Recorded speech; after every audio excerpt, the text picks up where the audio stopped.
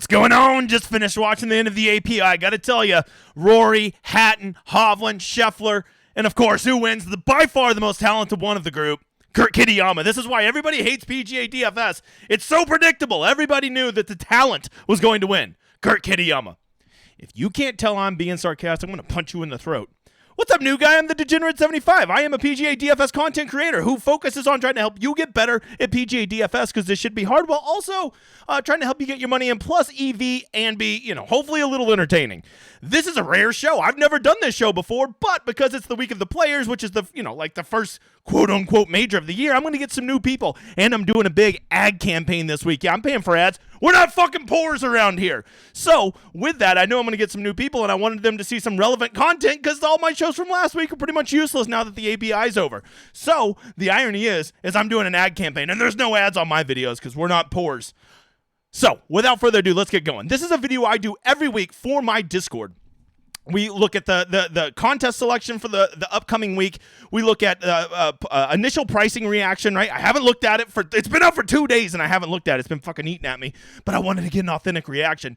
And of course, I do a retrospective. I try to be very open and transparent about my success and failures as a player, and to try to remind you that if a guy who has been doing it at a very high level like I have for the past 5 years doesn't win every week, then you shouldn't expect to win every week. I think a little dose of reality. I think if everybody saw, top players' real numbers, you might not be so fucking impressed, Bob. So with that, let's get going. Okay, the first thing is let's just hop over here to Cut Sweats. If you don't know Cut Sweats, use my code DGen75 right here. Where the hell's it at? Right here.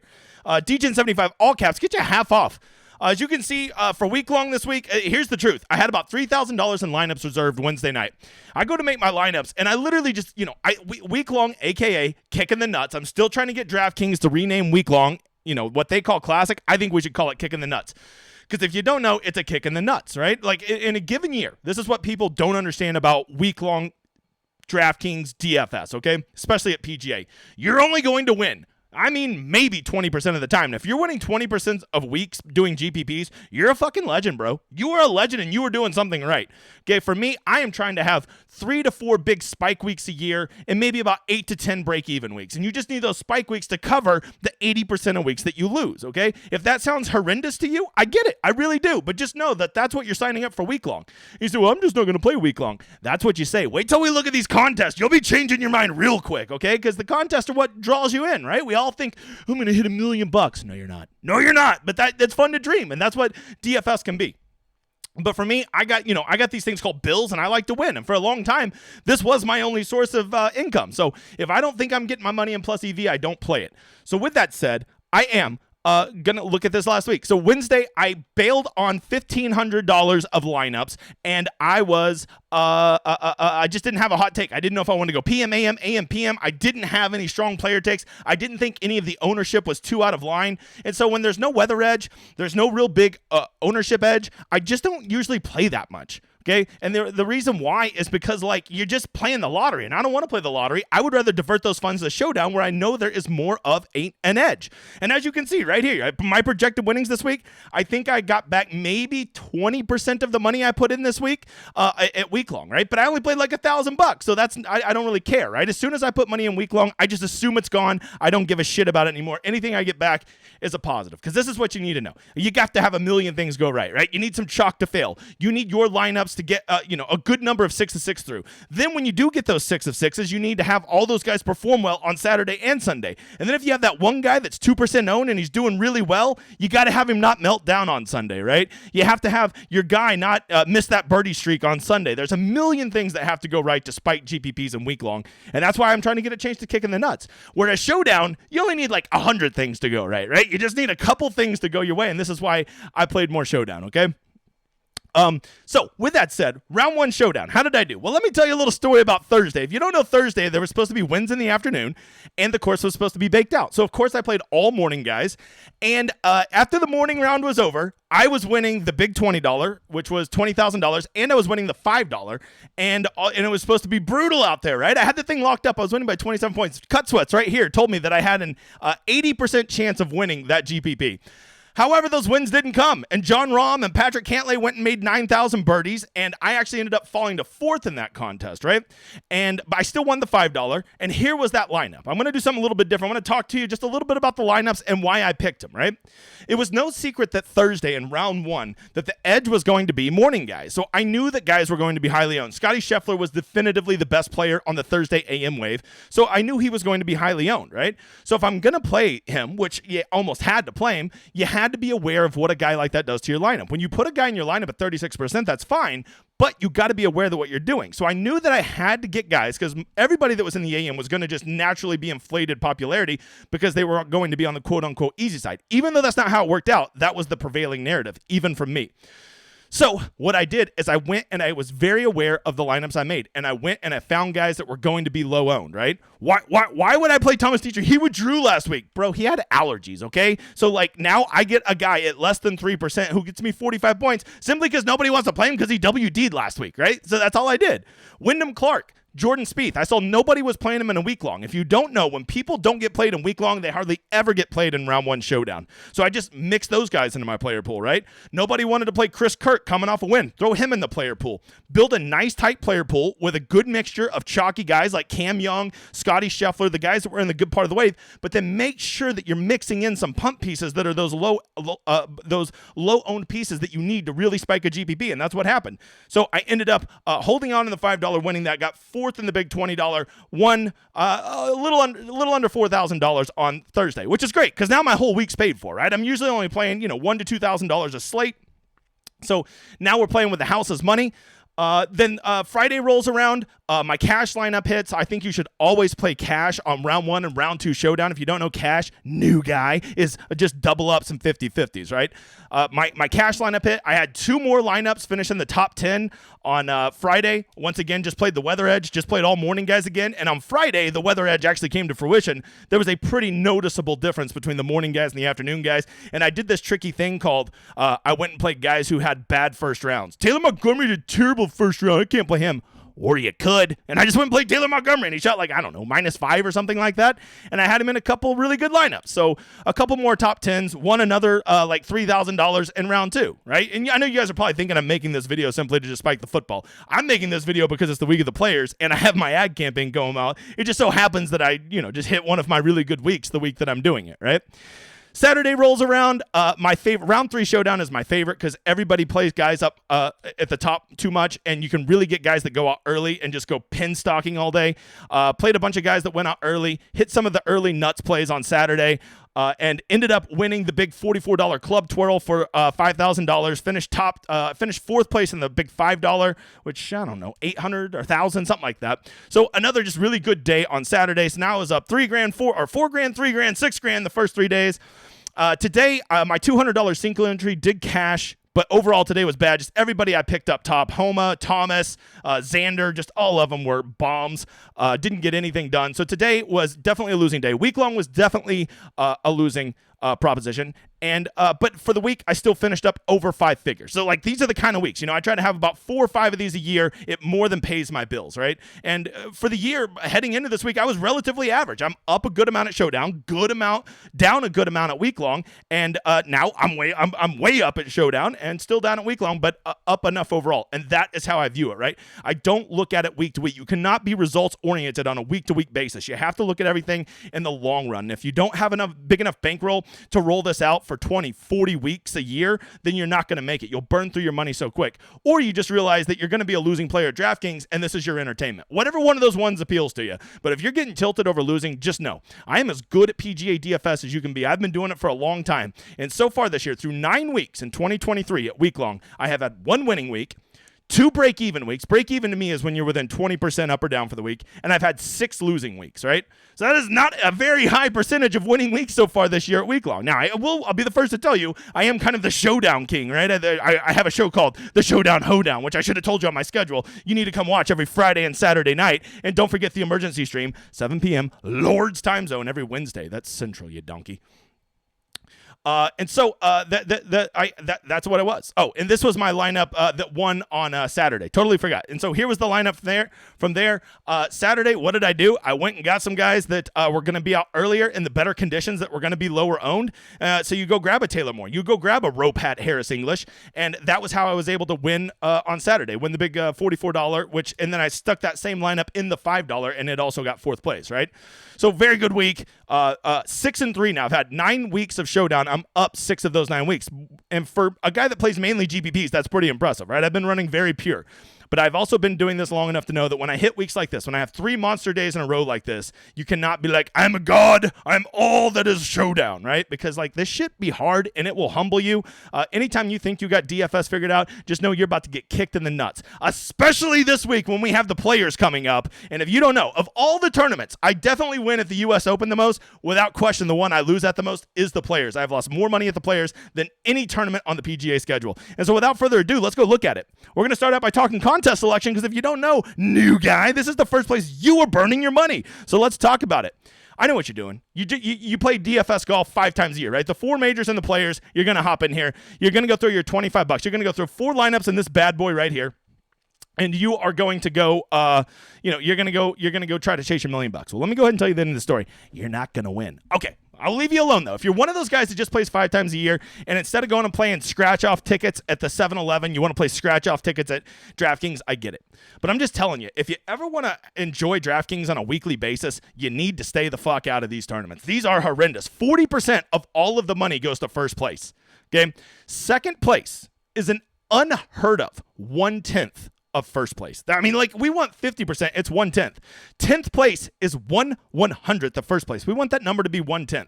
This is brutal. You could have the lineup of your life. I'm talking like you hit the nuts. The best lineup you'll ever hit if you live to be 175, and you're going to get 10th place. And you're like, oh my God, I would freak out if I won $10,000. Not when you see that you were like 2 pars away from winning $1 million. Okay, and then you're going to be like, man, that really sucks. I just lost $990,000 because that donkey dick 3-putted on 18. That's what sucks about those. If you have a really good lineup, you still want to get paid properly in comparison to the rest of the payouts in that tournament. And this is why the Millionaire Maker is so bad. It is so bad. The only people that should play in this is your grandpa who throws us one lineup in because he likes Jordan Spieth. Okay, that guy, and pros who can go throw 150 lineups in it at 30, for $4,000 basically, right? And so if those are the two kind of people that should play in that. If you're a guy who is trying to play every week, you shouldn't even look twice at that. Oh, but I want to win $1 million. You're not going to win $1 million. I'm just going to tell you, you're not. You'd have a better chance going and playing a scratch-off lottery. At least they're not charging 16% juice like DraftKings. All right, if you really want to know the contest you should be playing in, I would encourage you to try to stay in ones that are under 10,000 entrants, right? Like this big $5 right here has a tremendous structure, right? $5, and first place is 50,000 out of 600,000. That's only 8% of first. That is tremendous. Second place is half of first. 10th place is 1/25th of first. This is a really good payout structure. But let me just go ahead and tell you, even if you put 150 lineups in this bad boy, you should still only expect to win it. What is that? 1 out of 150 into 1,000. 1 out of 1,000 times, right? 1 out of 1,000. Okay. Even getting top 10, you should expect that about 1 out of every 100 times. Okay. So not very likely. Now I will tell you, if you have a good core and a lot of your core hits, you probably will do well because of the more balanced payout structure here. But the real negative thing about this one is 143,000 people is a bang load of people to beat, brother. And if you max enter that contest, you're now in $750. You know that ain't nothing, Bob. That's a lot of money to some people. The $200 single entry, I always love single entries. If you don't know this, new guy, you need to know this. Play in contests where you are going to max enter them. And if you don't know in a single entry, max entering is simply one lineup. Okay, maybe $200 is out of your range. Well, then go check out the $100 single entry, the $33 single entry, the $12 single entry, the $5 single entry. They have them for almost anything. If you just want to throw your one lineup in this week, you'd be so much better. Instead of throwing it in the Millionaire Maker, instead of throwing $25 away in that tournament, go play in the $33 single entry. It would get you so much further.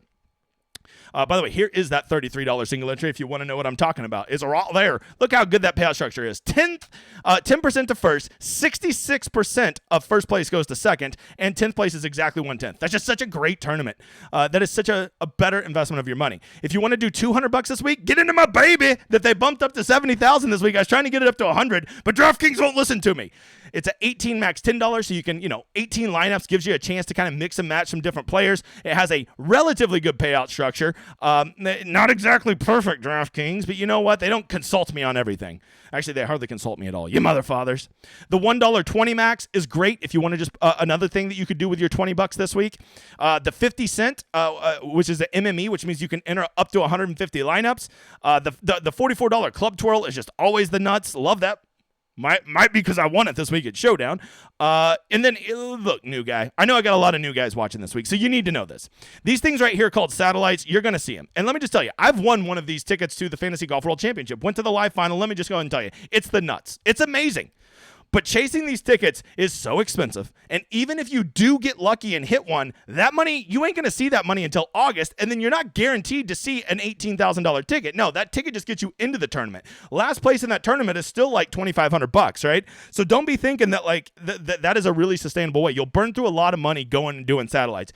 I would only do satellites if you know what you're doing and you have that money set aside to burn, or you've already had some big hits and you want to go chase those tickets with some of your winnings. I think that's the two times you want to consider it.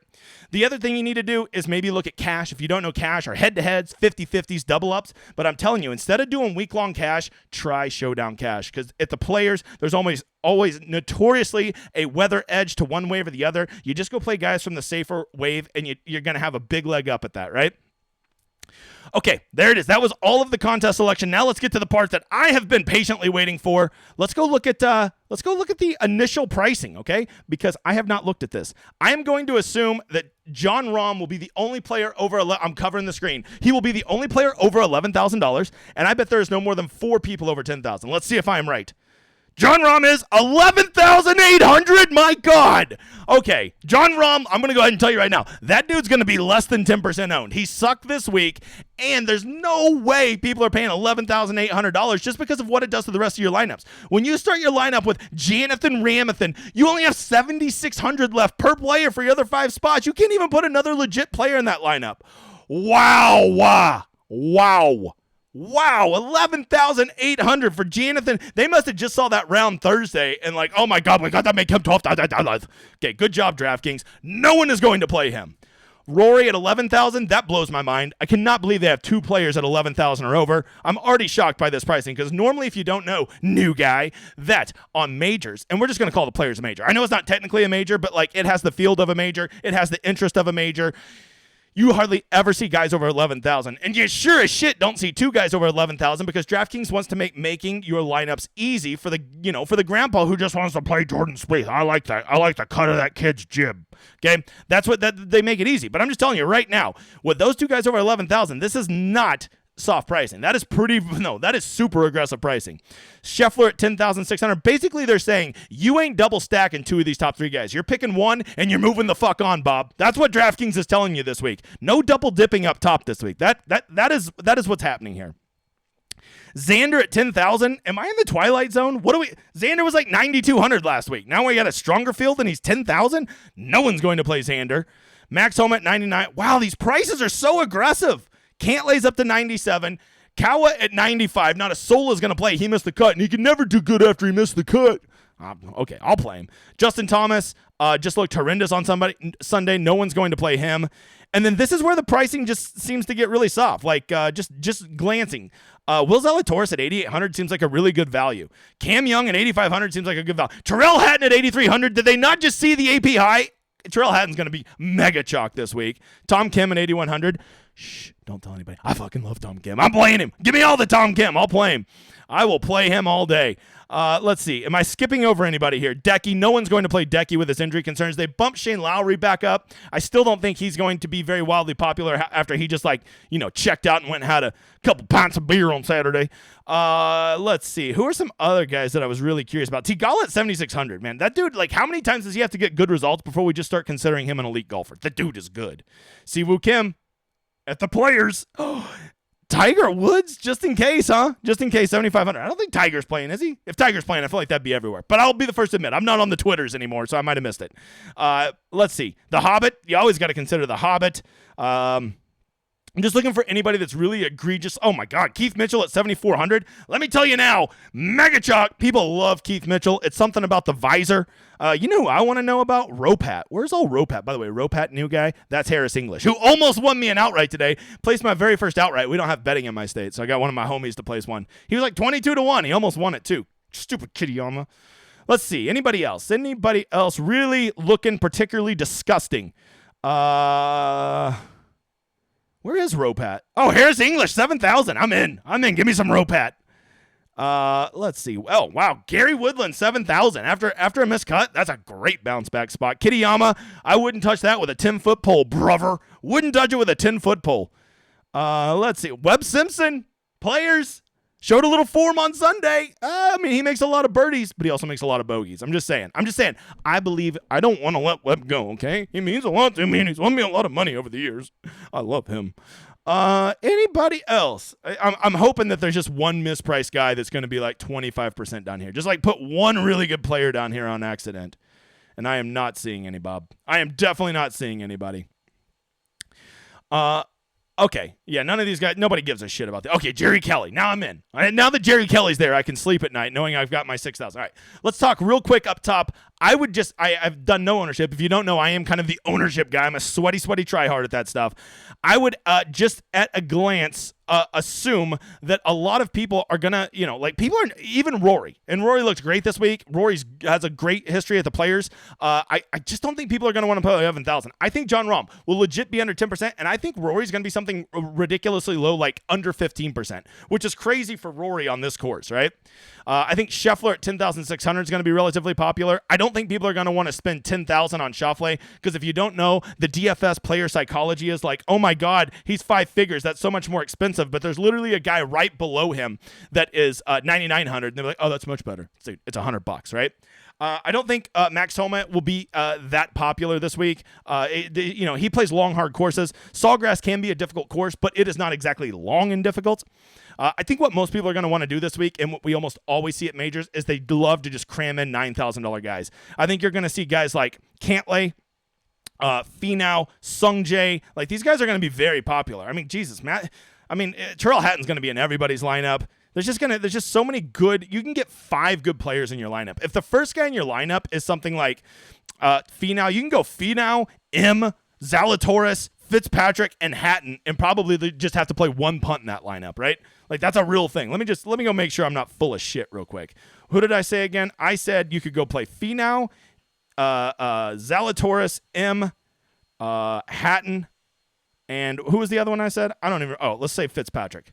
Oh, yeah, you still got 6,100. You go play Jerry Kelly. You're set. Who doesn't want to play Jerry Kelly? I mean, that is just 5 superstars that you have in a lineup. Now you just need one asshole to make the cut and get you a T40, and then these guys play well. You're going to get there. Right? So my big takeaways from the pricing is this. A, I cannot believe there's 2 guys over 11,000. B, you are going to have to shit or get off the pot on the big 3. Scheffler, Rory, and Rahm, I don't see any way you could practically put. Yes, you can practically put them in there in a lineup, 2 of them in a lineup, but like the rest of your lineup's going to suck, right? If you start with Rahm and Rory, you now have 6,800. You got to put 4 punts in that lineup. Good luck trying to get 4 punts to hit at the Players. I think that's a terrible build. People aren't going to do it. So you're going to see this. People are going to pick one of those top 3, or they're just going to completely skip down to the 9,000s and get 3 of those guys. That is going to be the most common thing this week. Guys that are just going to be mega chalk this week, I've already told you that I think Sungjae is underpriced. I think that Terrell Hatton is underpriced. I can't wait to play Tom Kim. Let's see. Who else is there? Tigala, I think, is underpriced, but I don't think anybody else will see it that way. Keegan Bradley is underpriced at 7,500. People will play Brian Harmon because they love to lose money. You got to give them credit. I think that this is a course that fits Russell Henley and Taylor Montgomery. If that's like the 5th or 6th guy in your lineup, you can't hate it. Matter of fact, just glancing here, I like a lot of dudes down here in this low 7,000 range. There's just some really good players here. This is a course like that I think fits Wyndham Clark, that I think fits Adam Hadwin, JT Poston. These are guys that I think like this is a good fit for them. So the pricing is surprisingly tighter than I thought. The only guy that I would bet my lunch money on that's going to be mega chalk is going to be Hatton. Maybe there's other ones, but probably just Hatton. Thomas, after I would say he was going to be popular, but maybe he won't be now. That's it. All right, so there you go. That has been my last week's retrospective. This has been a contest selection, and it's been initial pricing. So now we can get into the players. don't forget to come check me out Wednesday night, 7 p.m. Lord time zone. I cover everything you need to know. Don't you dare make a lineup before you come watch that. Hey, you can't help but notice there was no ads on this video. Why don't you go drop a like and a sub for me real quick, and maybe tell a friend, because YouTube refuses to share my shit. Maybe that'll change after I do my ad campaign this week.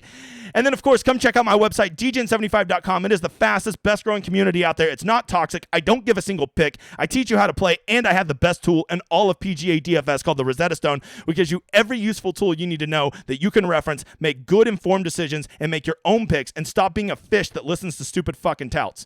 I encourage you to come check me out. I hope you've liked the cut of my jib. I hope to see you again soon. But for right now, I just hope you enjoy this outro.